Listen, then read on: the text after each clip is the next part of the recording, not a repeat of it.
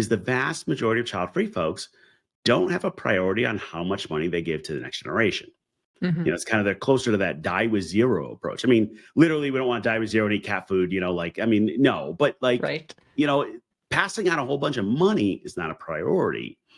The way my wife and I say it is if our nephews get 10 grand or 100 grand, that's fine.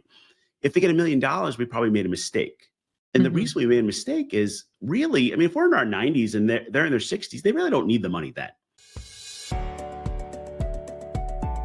Welcome to Biz Help for You, the show that saves you the expensive learning curve by providing advice from industry experts in every facet of the entrepreneurial journey. Too many small businesses collapse. According to the U.S. Census Bureau, 20% fail within their first year, and less than 35% make it to their 10th anniversary. The goal of this podcast is to change that statistic. So if you're interested in learning more to be a successful entrepreneur, tune in today.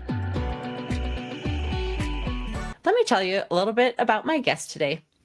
Jay Zigmont is the founder of Child Free Wealth, the first and only life and financial planning firm dedicated to helping child-free and permanently childless people.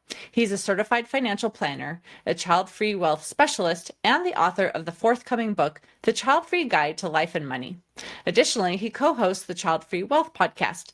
Jay holds a PhD in adult learning from the University of Connecticut and has been featured in prominent publications including Fortune, Forbes, MarketWatch, Wall Street Journal, New York Times, Business Insider, and CNBC. You can learn how to strategically plan your finances to maximize freedom and lifestyle choices, particularly if you are child-free, allowing you to focus more on business growth, investments, and personal fulfillment without adhering to traditional financial scripts. So, Jay, welcome to the show. Thanks for having me. I'm glad to have you back. Listeners may recognize that you have been a guest on my show before, but if not, I'm actually going to put the link to our last interview in the show notes as well, so they could listen to that. But thank you so much for being here. But I'd love for you first, just share your story again of how you began working with child-free families.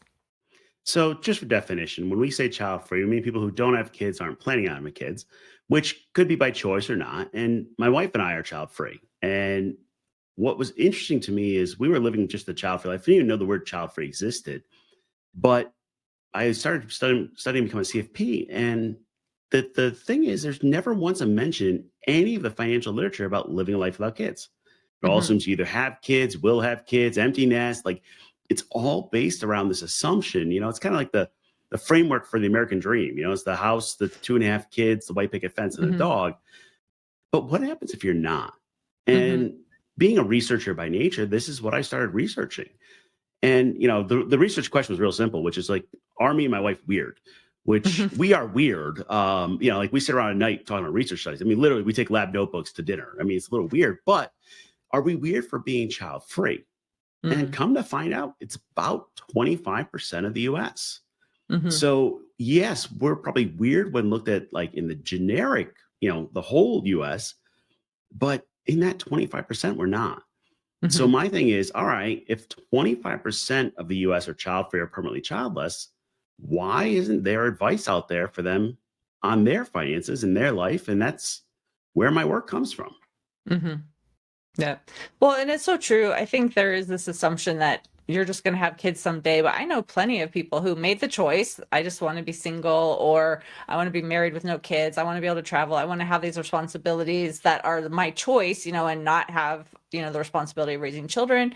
And I agree with you. A lot of people think that's odd, but like you said, there's a huge percentage that is making that choice willingly. And that's why I think just having this conversation again is a great way to get the message out there. So those people who are making that choice can feel, well, I am normal, right? It's not weird for me to make this decision. So I appreciate your being here to talk about this and the book that you have that will be coming out.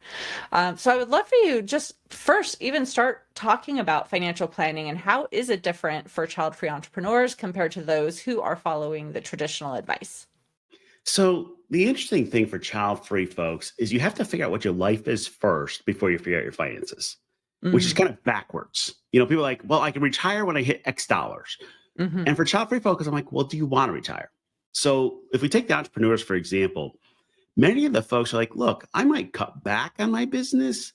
I might hire somebody to manage it. I might work on it less time, but I don't really want to stop doing it.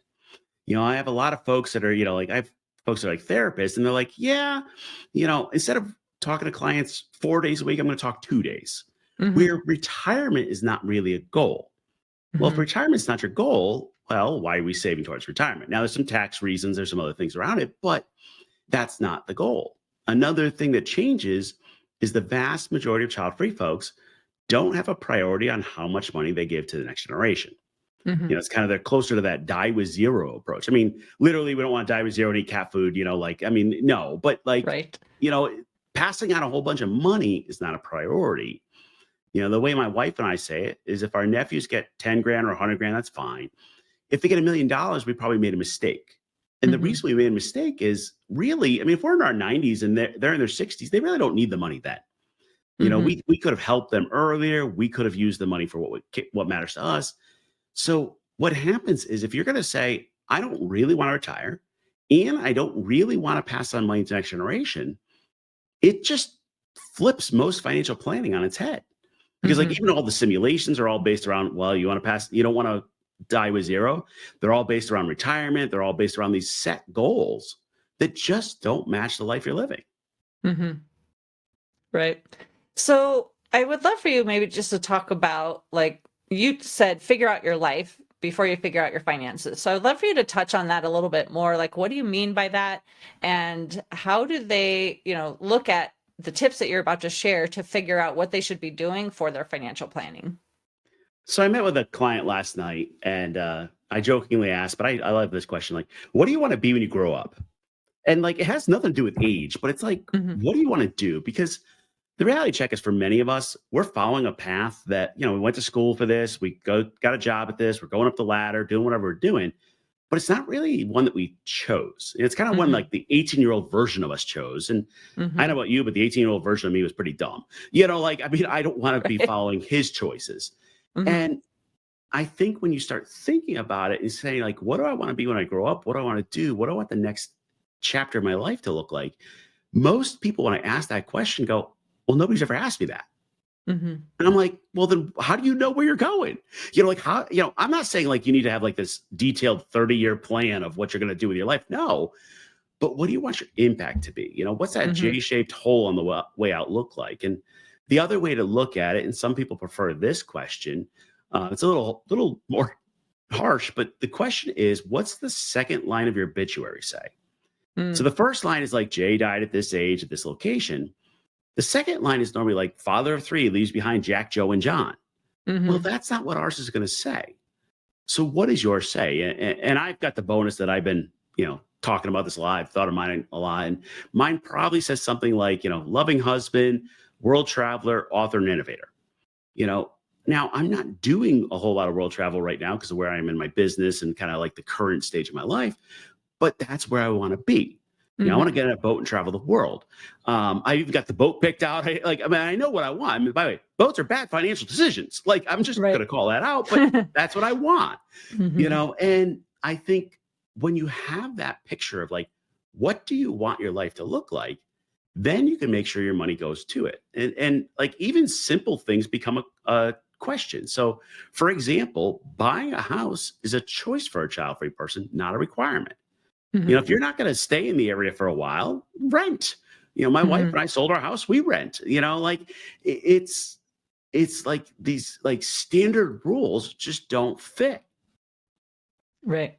Well, and I think sometimes people might want to make a purchase that others might say is frivolous, then, right? Or like you said, a boat, right? You shouldn't be buying a boat because you should be saving for your future. But like you said, you don't have to have a set amount of money put away for your retirement years where that you have to have it left over, to pass on to another generation. And so I think it would give permission to those people who want to do something fun, with their money. So do you see people finally, like after talking with you, saying like, well, now I feel like I have permission to make that purchase that others might think is kind of a crazy purchase? Yeah, it's not always a purchase. Sometimes it's a giving goal. I mean, there's all different Hmm. answers to it. But what ends up happening is often we'll meet with clients and we meet with clients on a monthly basis. And it usually takes about 6 months before their mind starts shifting. Because like Hmm. like what I really hate is those articles online that say, like, by age 40, you should have this, and by age 50, you should. None of those make any sense because Hmm. you're comparing against people that aren't you. But they're like, Right. well, I'm behind. I'm like, behind who? Like, Right. what? So we start figuring out what really matters to them. So for example, we have a lot of clients that travel is a priority. Awesome. But giving is a priority too. Well, the challenge is I actually have to like reprogram the way they think so that they actually spend money because they've been really good at saving money. And what Hmm. we'll do is we'll say, okay, how about we do this? How about we do an equal amount of travel each year as we do giving? And I've got a client traveling for $100,000 a year and giving away $100,000 a year. And like, so for some reason, being able to give to others or help others or whatever your passion is allows you to also spend a little on yourself and enjoy it. Hmm. Because just collecting zeros in a bank account doesn't make you happy. Right. Right. Well, even for those who have children, if you're always putting it off for your future and not doing anything in the present, that could become very depressing, right?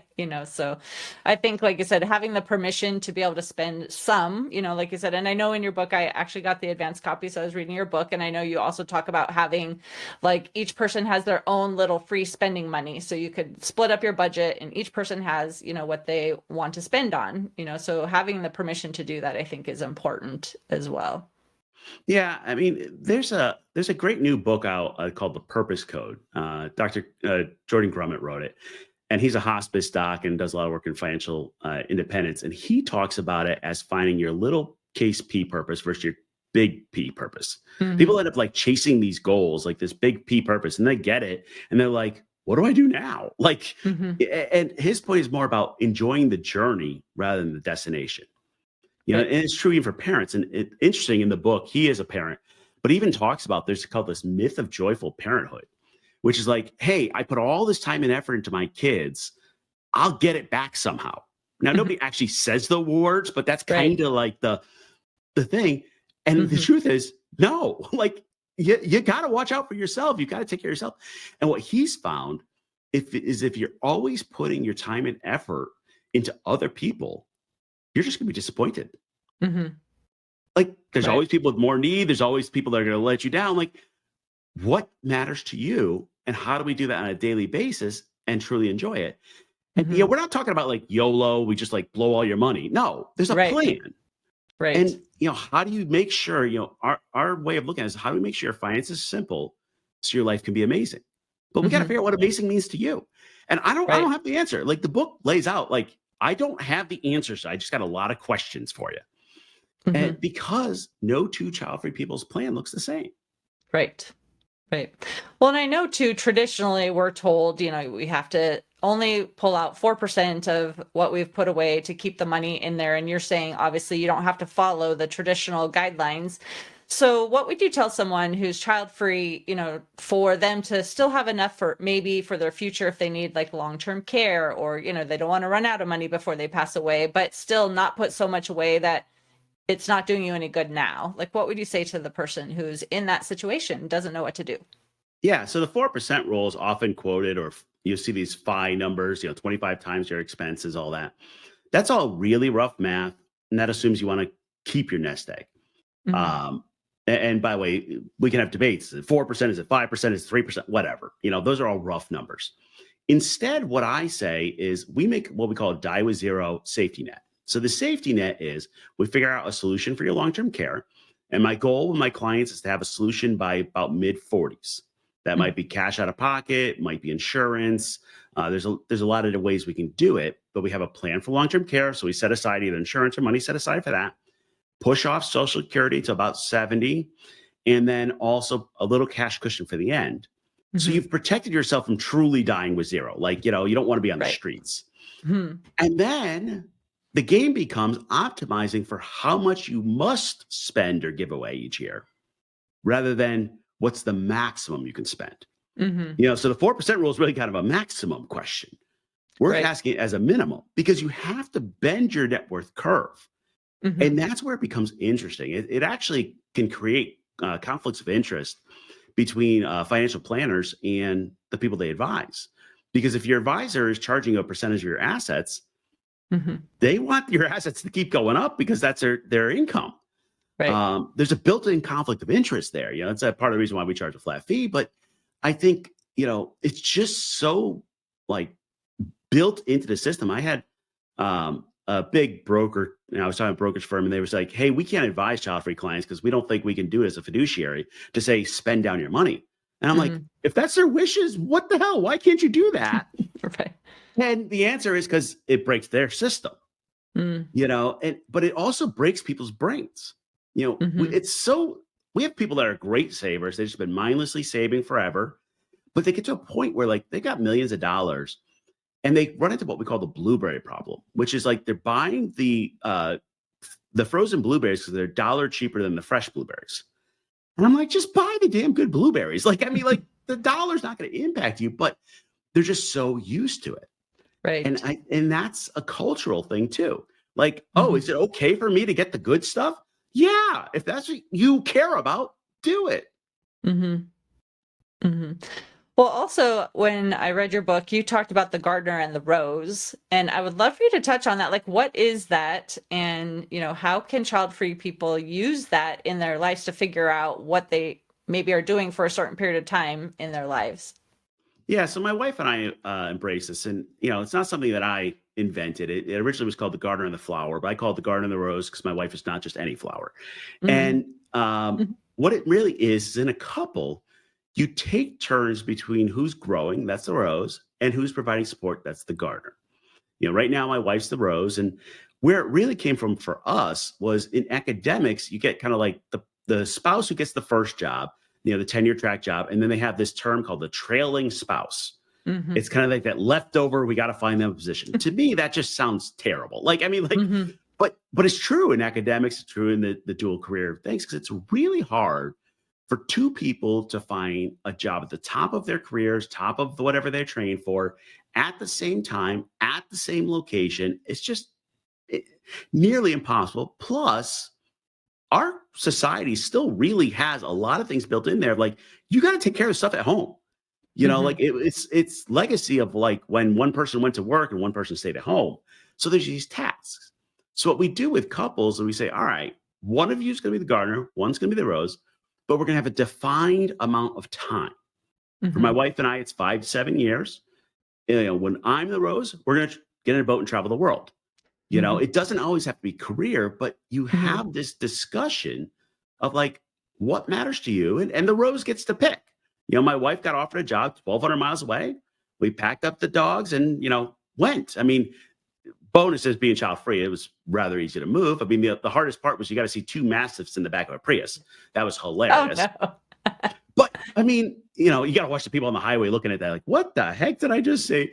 Mhm. But you can do that. And I think what happens, especially with child free couples, is because everybody gets a turn to like grow and experience and like live their best life, you end up avoiding resentment and you end up with a lot more happiness. Mhm. Right. So what would you say maybe, to the entrepreneur who is thinking, well, I want to continue, to grow my business and, sell it for, my future and that's going to provide for me, but if you are child free and you don't have to worry about that nest egg, should they be focused on continuing to build that business, or like what would you recommend for that aspect of their financial life? Yeah. So my argument is always you want to find a job that you would do without getting paid. Like, what Mhm. would you enjoy enough to keep doing and then get paid to do it? Mhm. So, it's one of those like last night I was, visioning the future, all that. And even on the boat I'd like to get, I'm going to put a little office desk. Why? Because I'll always be writing something, doing something. I enjoy that stuff. Mhm. But there's a lot of stuff as a business owner I don't. Like, I mean, let's just be real Right. on that. One of my first hires was somebody to do social media because I just hate that stuff. That's just not me. So the question becomes, as an entrepreneur, do you enjoy what you're doing? Would you enjoy doing something else more? So a great example is I had somebody I met with a week or two ago, and her passion really is in starting new ideas, but she doesn't love operating them. Mm. Okay, start something, get it going, either hire a management team or sell it off. Go on Mhm. to the next one. You don't always have to keep doing it if you don't enjoy it. Yet there are Mhm. others, like I have a lot of folks, I don't know why, they want to own like the little corner bookstore with the coffee house in the back. If you enjoy that, you enjoy the people, you want to do that, awesome, keep it. And I think the challenge is it's not necessarily about the math or the profit, it's about enjoyment. Hmm. Right. And that's different than people are taught, because you're always taught as an entrepreneur, you have to focus on the profit, on cut your expenses, bring your income up to a higher level. It's always making sure that you become more profitable. And so some people may not want to then hire someone to do something because they're thinking, oh, well, then I'm not going to have much profit left over. So it's a different concept again, right? Versus what you're normally taught in business or things too, that you don't necessarily have to have a large profit left over at the end. If you want to hire someone else to do something and you don't have to be in the business doing it, great, right? Yeah, I had somebody who wanted to open up a store doing decorated flower pots. And I'll be honest, probably not going to make much money. It's just not. Hmm. Hmm. But she enjoys it. And I'm like, let's do that. Like, in actuality, with a lot of child free folks, I'm like, as long as your business is not costing you money, I'm good with it. Like, Hmm. it's just a different way of thinking of it. I had somebody else who loves consulting, hates doing the business development of it, hates doing the sales. I'm like, cool. Hire somebody or partner with somebody to go sell your stuff, give Hmm. them a percentage. You just do what you enjoy. And it's not about optimizing for the most amount of money. And that just, once people get it, they're like, yeah, I don't want to do that stuff. Well, then Right. pay somebody for it. Hmm. Right. Yeah, and enjoy your freedom, right? Because that's so much more important too than necessarily how much you have in the bank, right? Enjoying what you're doing with your life. Yeah. I mean, the consultant I'm talking about, what she really wants to do is, her mom, is having some health trouble. She wants to do some great trips with her mom to spend Hmm. quality time now while mom can do it. Hmm. That's worth a Hmm. whole lot more than the paycheck. Right. The bonus of a consulting job is you can pick up some work when you're not traveling, or you can even do a little while you're traveling. Like, the flexibility is awesome, but Hmm. I don't have to rise and grind and, scale a business. I can just, have something that's flexible that makes enough money that I can go enjoy my time with my mom. Hmm. Right. Yeah, because those times are fleeting, right? And you might regret it if you were later, looking back and saying, I could have spent time, but instead I was just working in the business to, grow the revenue and the profit. That would be sad to look back and realize like I was focused on the wrong thing. Well, I mean, let's be real. As a business owner, we all probably have some of those regrets. I mean, you get absorbed into what you're doing. If Hmm. you're running a business you enjoy, I do that. We've actually got kind of multiple initiatives we're doing. Man, I'm putting a lot of hours in, but I Hmm. enjoy it. The hard part, though, is kind of stepping back and going, "Am I too deep in this?" Hmm. And I really say I work for a crazy man because my boss is terrible about getting things done. Hmm. And there's no like, I'm just going to take a week off and take a vacation. You Hmm. got to force yourself to those things. And I think the hard part is when you're doing like, if you're running a business you enjoy, it's kind of like, Right. I'm going to stop doing what I enjoy to do something else I enjoy, which sounds weird, but like, that is kind of it. Hmm. Right.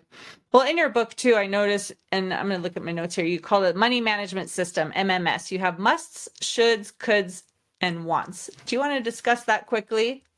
Yeah, so the must, shoulds, coulds, and won'ts is actually a stolen from a time management system called the Muskow system.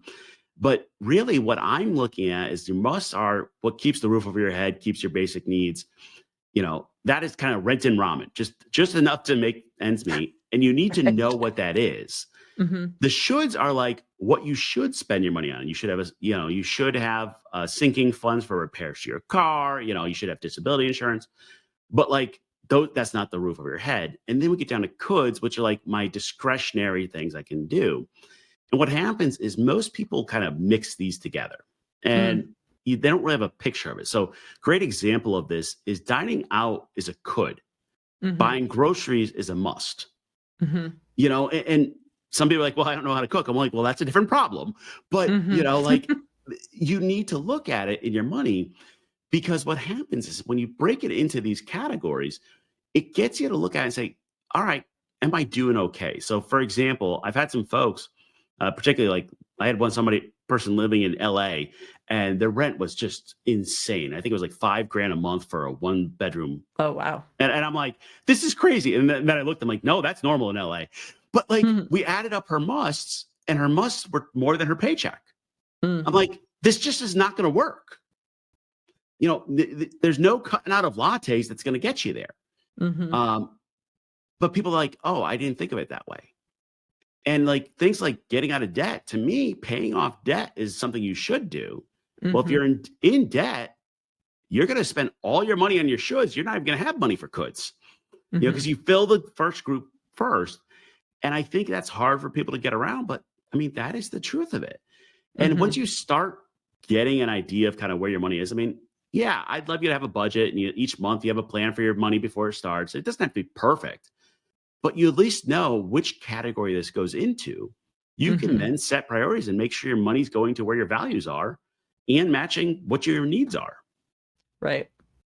And I think honestly looking at what those must truly are, because I've had people, I've talked to before who are in, some financial struggles.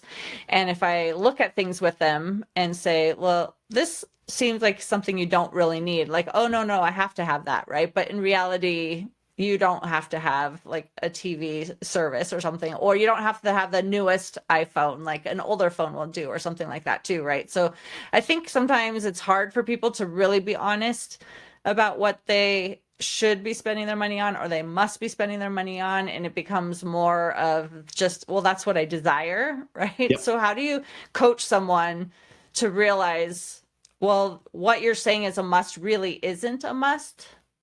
Yeah, I think part of this, I'm going to be one of those old folks and blame social media, like musts. We see other people doing this, like, well, they have this, so I need that. And I'm like, no, Mhm. you don't. Like, I mean, let's be real. You see the car, you don't see the monthly payment behind it, Right. I think when I look at musts, the test is if you were laid off from work, you didn't have a paycheck coming in, what would you spend your money on? Mm-hmm. And I love Netflix, but Netflix is going to go. Like, Mm-hmm. Netflix to me is on the, I put that on my shoulds instead of my coulds, because I really enjoy Netflix. I mean, like my one splurge in my budget is I have all the streaming services. Like, I mean, that's where I spend some money. But if I lost my job, it's gone. Mm-hmm. And I think that's the test. Now, what ends up happening is people get so used to, and this is kind of that lifestyle inflation. Well, I've always had this. Well, that's nice, Mm-hmm. but if things are tight, that's where we go. And, people will pull apart, my wife and I had a big debate on are pets a must or a should? Mm. And like, it's kind of just funny at this point, but like, I'm like, all right, so if we have no job, do we still have all, we have a dog and a cat. Do we have a dog and a cat? And she's like, yeah. And I'm like, all right, so let me get this straight. Like, they're coming ahead of all these other things. She's like, yes. Oh, okay. Like, and I mean, for Hmm. her, like, I'd probably be on the street before they would. And, I say that tongue in cheek, but some days I Mm. wonder. But like, yeah, I mean, that's fine. We can Mhm. have that debate. The reality check is if we were, without a job, the dog's getting less toys and like, we're cutting back on something there. Mm-hmm. Right. Exactly. Well, I know we're coming to the end of the time that we have together, so I wanted to ask, like, do you have an offer that you would like to extend to our listeners, and how can they contact you if they want more information? Yeah, so the book is out in bookstores now, The Child-Free Guide to Life and Money. Buy it at your local bookstore, ideally. We have our website is childfreewealth.com. We're Child Free Wealth on all the socials except for X. And we have the Child Free Wealth podcast. So we dive deeper into all these topics. Take a listen. Perfect. Well, thank you, Jay, for being a guest on my show, and I really appreciate it, and I enjoyed the discussion that we had today. Thanks for having me. And to the listener, if you enjoyed today's topic and you want to hear additional information, you can find access to the exclusive content in the show notes. Thank you for tuning in today. Would you please share this episode with those you know and leave a review on your favorite platform? And if you find our show informative, would you consider being a financial sponsor to help me continue my mission to educate business owners? A link is located in the episode description, and no amount is too small. I'd really appreciate your support. If you are interested in connecting with our guest and receiving the offer they had to share, a link to our resource page is in the show notes.